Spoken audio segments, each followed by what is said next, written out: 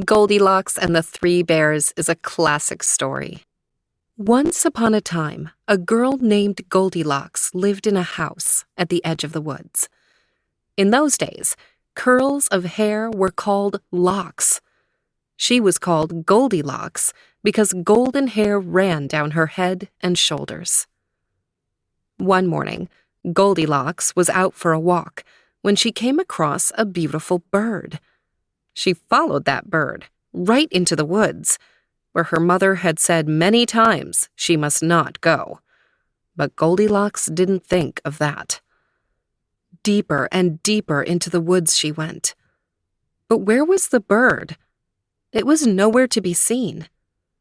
Goldilocks looked around. That's when she knew she was lost. But a house was not far away. "I wonder who lives there," she thought, "so deep into the woods." She went up and knocked on the door. No answer. She knocked again. Still no answer. Goldilocks knocked a third time, and the door opened. But no one was behind the door. "Well, the door is already open," said the girl, "so I may as well go in." Goldilocks smelled a wonderful smell and soon knew why. On the table were 3 steaming bowls of oatmeal. All of a sudden, she realized how very hungry she was. What Goldilocks did not know, however, is that 3 bears lived in this house. In fact, that very morning the 3 bears had sat down to their bowls of oatmeal, but the cereal was too hot, so they had decided to take a short walk. They said to each other, "By the time we return home, our oatmeal will be perfect." Gazing at the steaming bowls of oatmeal, Goldilocks thought, "I'm sure whoever lives here won't mind if I take just one sip." She sat at the first chair and took a sip. "Ah," she said, "it's too hot." She moved to the next bowl and took a sip. "Ah," she said, "it is too cold." She moved to the third bowl and took a sip. "It is just right." And before she knew it, the oatmeal was all gone. Goldilocks rubbed her tummy. "I'm full. I must find somewhere to sit that's more comfortable." She went into the living room. 3 chairs were lined up in a row. 1 big chair, 1 medium-sized chair, and a wee little chair. "I'm sure whoever lives here will not mind if I sit on just 1 chair," said Goldilocks. She sat on the big chair, but it was too hard. "The next chair looks good," said Goldilocks. She moved to the medium-sized chair, but it was too soft. "The wee little chair looks better," said the girl. She sat on the little chair, and it was just right. But when Goldilocks leaned back a bit, the chair broke into a dozen pieces. She plopped right on the floor.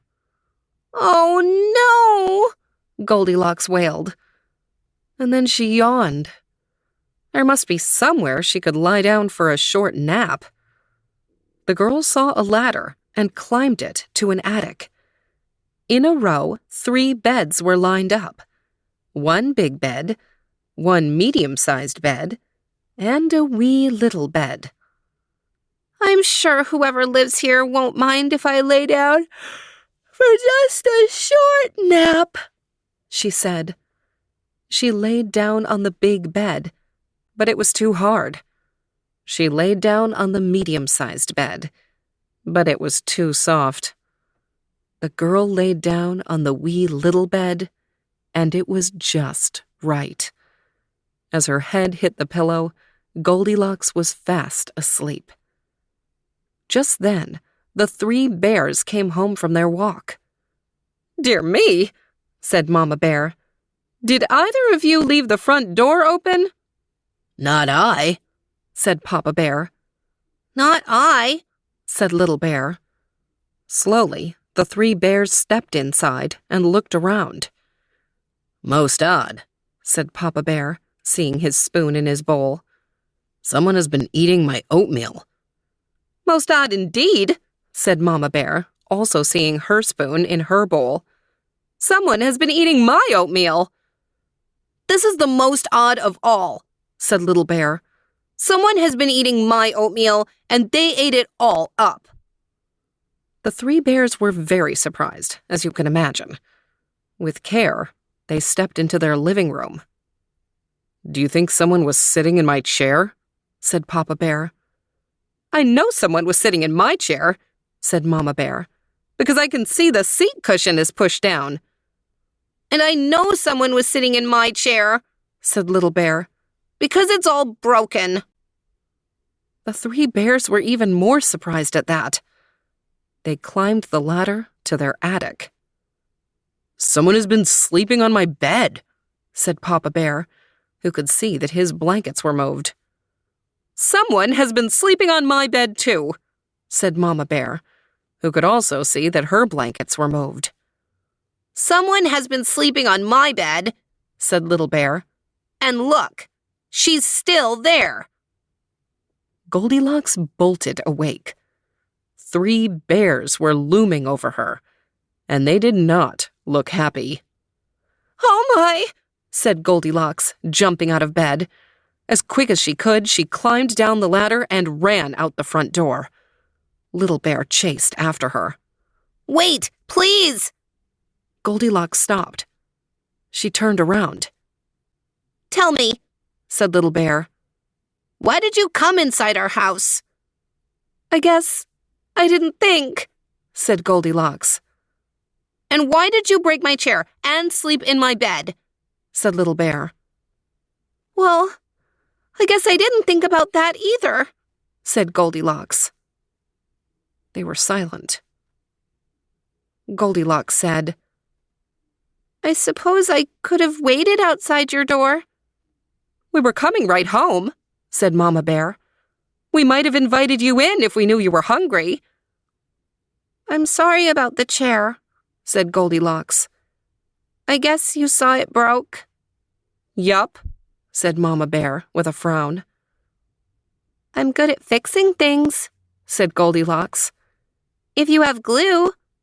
"Of course we have glue," said Papa Bear. "What kind of bears do you think we are?" "I will make it up to you," said Goldilocks. "Come on in then, dear," said Mama Bear.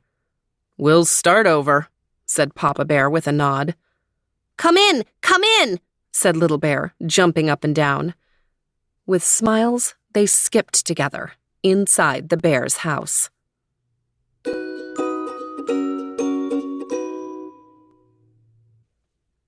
Well, Goldilocks made a mistake.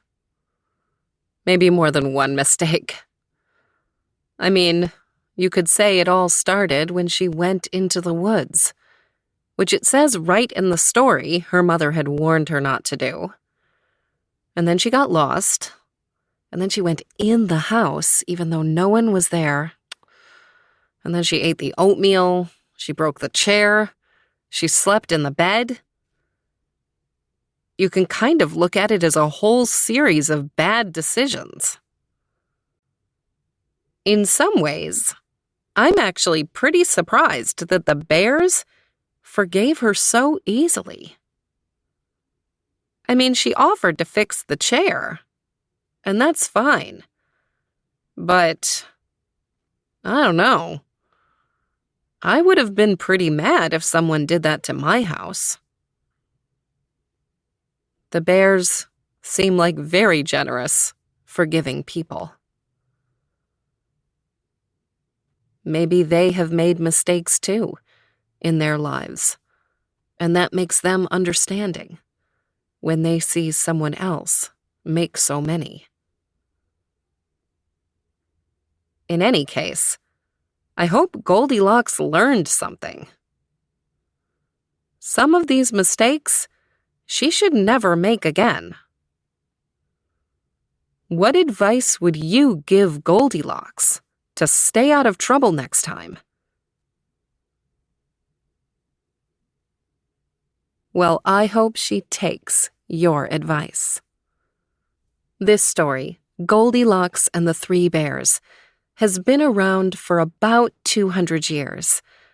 In the original versions, the three bears were friends, not a family, and Goldilocks wasn't a little girl. Instead, she was a silver-haired older woman.